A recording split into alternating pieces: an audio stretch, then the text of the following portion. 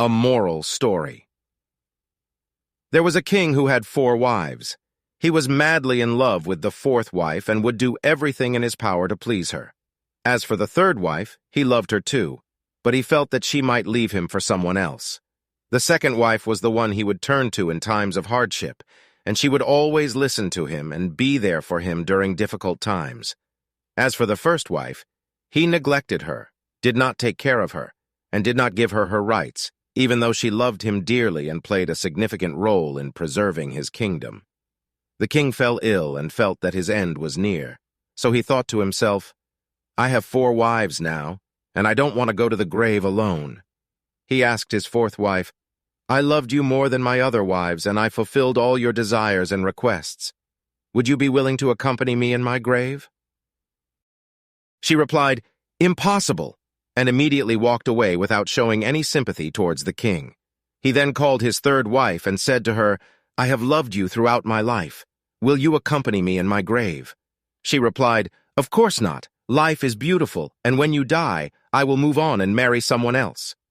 Next, he called his 2nd wife and said to her, "You have always been my refuge in times of distress, and you sacrificed for me and helped me. Will you accompany me in my grave?" She said, "I'm sorry, I can't fulfill your request, but the most I can do is to guide you to your grave." She said, "I'm sorry, I can't fulfill your request, but the most I can do is to guide you to your grave." The king was deeply saddened by the indifference of these wives towards him. Suddenly, a voice came from a distance saying, "I will accompany you in your grave. I will be with you wherever you go."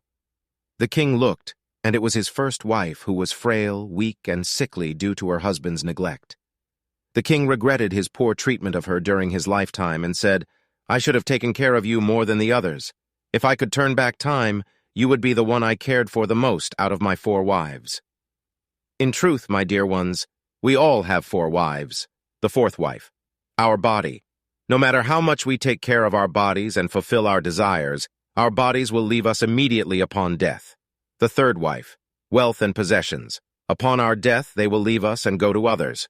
The 2nd wife, family and friends. No matter how much they sacrifice for us in our lives, we should not expect more from them than accompanying us to our graves upon our death. The 1st wife, righteous deeds.